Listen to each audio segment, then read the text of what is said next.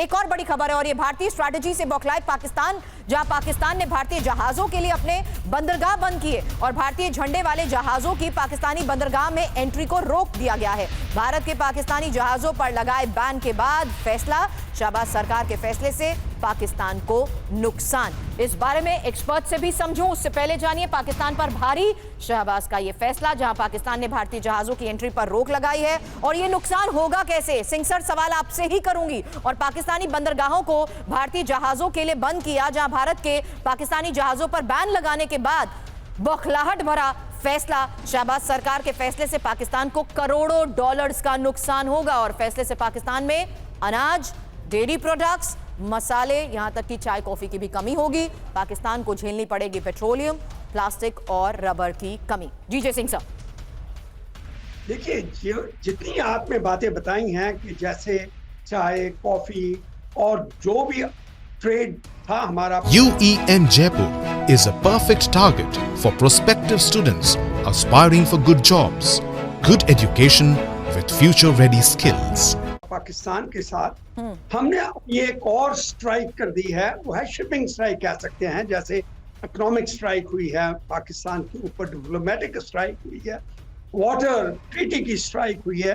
तो ये स्ट्राइक के साथ मैं ये कहना चाहता हूं कि जो पाकिस्तान के अंदर शिपिंग में उनके पास सामान जाता है, वो सिर्फ हमारे देश से नहीं मगर बहुत सी कंपनियां जो हमारी हैं शिपिंग कंपनीज, वो क्योंकि ये ट्रेड है, ये तो मिलिट्री का काम नहीं है, ये तो एक शिपिंग कमर्शियल है।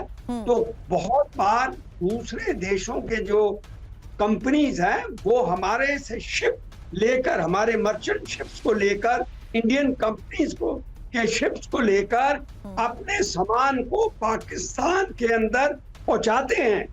तो जब शिपिंग का हमने रोका है, तो अभी जो भी हमारा फ्लैग, इंडिया का जो फ्लैग शिप फ्लाई कर रहा है, वो नहीं जहां पाएगा, तो इससे पाकिस्तान के अंदर भूखमरी जो है वो ज्यादा बढ़ जाएगी।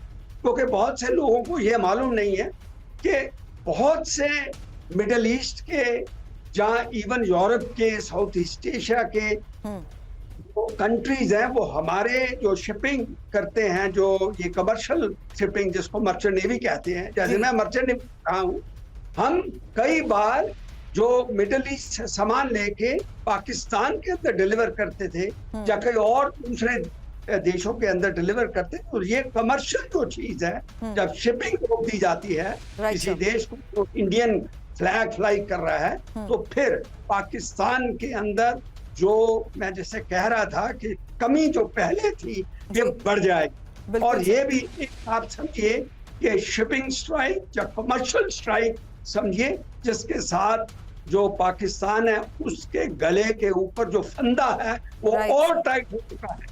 बिल्कुल सर। तो पहले हमने वाटर स्ट्राइक के असर की भी बात करी, कई खबरें इसके बारे में सामने आ चुकी हैं। अब कमर्शियल स्ट्राइक और साथ ही जिस तरीके से आपने कहा शिपिंग स्ट्राइक, जिसकी वजह से मुश्किलें अब पाकिस्तान की बढ़ चुकी हैं। बावजूद इसके धमकी देने वाले पाक पर जिस तरीके से बड़े खुलासे हुए हैं, पाक में हथियारों की भारी कमी, ये एक और बड़ी खबर आई है। और पाक में गोला बारूद की भारी कमी की ये खबर है। 4 दिन भी जंग नहीं लड़ सकता पाक, रिपोर्ट में ये दावे। पाक सिर्फ 96 घंटे लड़ सकता है जंग। तो 4 दिन भी नहीं लड़ सकता पाकिस्तान। धमकी देने वाले पाक पर यह एक और बहुत बड़ा खुलासा। और पाक में हथियारों की भारी कमी, जहां पाक में गोला बारूद की भी भारी कमी। और पाक सिर्फ, आपको बता दें, पाक सिर्फ 96 घंटे तक लड़ सकता है जंग। तोपखाने के लिए गोला बारूद की कमी, पूर्व आर्मी चीफ बाजवा ने भी कमी मानी थी। Pandey sir, thank you for your patience. Information wall पर इसी की डिटेल के बाद सवाल सीधे आपसे करूंगी। और ये वो सबूत है जहां ये बात साफ होती है कि किस तरीके से पाक के ही अधिकारी ये बात कहते हैं कि भारत का हम संख्यात्मक तौर पर तो मुकाबला कर ही नहीं सकते, इसलिए हर बार परमाणु धमकी की दी जा रही है। फिलहाल पाक में हथियारों की कमी क्यों, ये समझ लीजिए। जहां आपको बता दूं कि सबसे इंफॉर्मेशन, ये बड़ी इंफॉर्मेशन है कि यूक्रेन के साथ हथियारों की डील, जहां 155 mm गोला बारूद यूक्रेन में भेजे। और साथ ही आपको बता दें इंपॉर्टेंट ये है कि किस तरीके से जो फैसले लिए गए हैं उसमें मुश्किल में पाकिस्तान आ चुका है। मुश्किल में पाक आयुध फैक्ट्री पीओएफ और सेना को पीओएफ से पर्याप्त आपूर्ति नहीं। हालांकि यही एक और सबसे बड़ा सबूत है पांडे सर, जिससे साफ होता है कि पाक की आर्थिक हालत तो खराब हुई है, लेकिन उस आर्थिक हालात के खराब होने के बीच भारत का वो मुकाबला बिल्कुल भी नहीं कर सकता है। इसलिए हमले से डर कर पाक सेना में जिस तरीके से खलबली मची है, उसकी एक और खबर बता रही हूं, उसके बाद पांडे सर आपके पास आ रही हूं, क्योंकि सैन्य तैयारी पर पाक कर रहा है बेतहाशा खर्च। और पाक ने 10 दिन में 5,000 करोड़ फूंक दिए हैं। 2 मई तक 5,000 करोड़ खर्च किए गए हैं। हालांकि इस बारे में जिस तरीके से इंफॉर्मेशन आई है, दिवालिया पाक हथियारों पर बेतहाशा खर्च जो कर रहा है, उसकी एक इंफॉर्मेशन रख रही हूं, जहां पाक ने 10 दिनों में खर्च किए 5,000 करोड़ और पाक ने 2 मई तक 5,000 करोड़ खर्च किए हैं। खर्च में तुर्की, चीन से खरीदे हथियार शामिल नहीं है। फाइटर जेट, सैनिकों की मूवमेंट पर सबसे ज्यादा खर्च हुआ है। 80 जेट्स को फॉरवर्ड एयर बेस पर तैनात किया है। कई एयर स्ट्रिप्स को फिर से ऑपरेटिव भी बनाया गया है। Coming to you Pandey sir.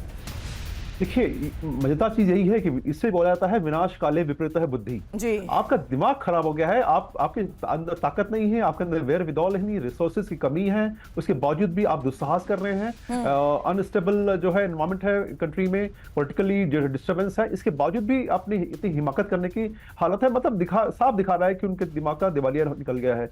और अब मैं जो सैनिक तौर पर जो सलटें आ रही है मुनीर के लालाट पर, उसका मुख्य कारण ये है कि जो अभी 3 एक्सरसाइज की गई 30 अप्रैल तक जो खत्म हुई, फिजाए बदर, जबे हदर और ललकारे मोमिन, इसमें 3 जहाज जो है उनके, एक F-16, एक JF-17 और एक उनका J-10C जो कि बहुत ही 4.5 जनरेशन का जहाज था, ये 3 डैमेज हुए। साथ में जो उनकी बाकी, आपने गोला बारूद की कमी के बारे में ऑलरेडी बता दिया। तो इसके हालात में उनके पास जो है लोड बढ़ता जा रहा है, वो सोच रहे हैं लड़ाई कैसे करेंगे। इसलिए जो है मुनीर परेशान है कि वे क्या करें। और साथ में वहां से एक तरह से विड्रॉल हो रहा है। अगर आप देखें, कुल मिलाकर बैंक बंद कर दिए गए, मदरसे बंद कर दिए गए, लोगों को पीछे हटाया जा रहा है, खाने पीने की सामग्री को बोला जा रहा है रिस्टोर करिए।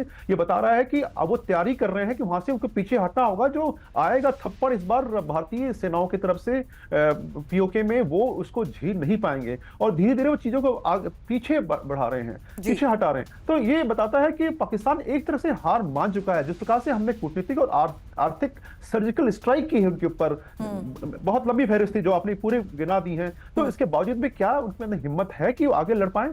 निश्चित रूप से उनके पास अब केवल मात्र हल्ला मचाने के अलावा, किसी कहा था ना कि एक साइकोलॉजिकल वॉरफेयर, इंफॉर्मेशन वॉरफेयर करिए, हल्ला मचाइए, ताकि लोग कहेंगे हाँ आप कुछ अब इसमें बात है। लेकिन वहां के जो लोग हैं वो सोच रहे होंगे हाँ पाकिस्तान सेनाएं बहुत कुछ कर रही हैं, हमारा वक्त मतलब अच्छा आने वाला है और शायद ये लड़ाई रुक जाए। कूटनीतिक तौर पर प्रयास हो रहे हैं, देशों से लोग मिल रहे हैं, लेकिन पता नहीं पूरा विश्व जो है उनके विरुद्ध है। केवल टर्की और चाइना जो है थोड़ा बहुत है, लेकिन उन्होंने भी ऐसा नहीं किया कि जिसको हम कहें कि सैनिक तौर पर जो है पाकिस्तान का पूरा साथ दे रहे हैं। और साथ में जब पुरानपुर, एक लाइन और कि जो पूर्व यूएसए एनएसए है, बोल्टन ने कहा कि आपका जो रिटेलिएशन है इनके खिलाफ वो वॉर नहीं माना जाएगा। यानी कि अगर आप उनका प्रत्युत्तर दे रहे हैं, इसीलिए हमने शुरुआत में कहा था सेना मिसाइल तैयार, पाकिस्तान में हाहाकार। और आप सभी एक्सपर्ट्स आज हमारे साथ जुड़े, आपने समझाया, उसके लिए बहुत बहुत शुक्रिया। इस बीच कुछ और बड़ी खबरों पर लेटेस्ट इंफॉर्मेशन, क्योंकि पाक से तनाव के बीच एक और बड़े फैसले को लेकर यह खबर आई है। पाक के खिलाफ एक और वाटर स्ट्राइक, बघलिहार बांध से रोका चिनाब नदी का पानी और झेलम पर किशनगंगा से भी रोका जाएगा पानी। सिंधु के बाद एक और वाटर स्ट्राइक के बारे में यह बड़ी खबर है। बघलिहार बांध से रोका चिनाब नदी का पानी और झेलम पर किशनगंगा से भी रोका जाएगा पानी। जम्मू के रामबन में है बघलिहार जल विद्युत बांध, उत्तरी कश्मीर में है किशनगंगा जल विद्युत बांध। दोनों डैम से पाकिस्तान को पर्याप्त पानी मिलता है और भारत पानी के फ्लो को रेगुलेट कर सकता है। पाक को मिलने वाले पानी को भारत रोक सकता है।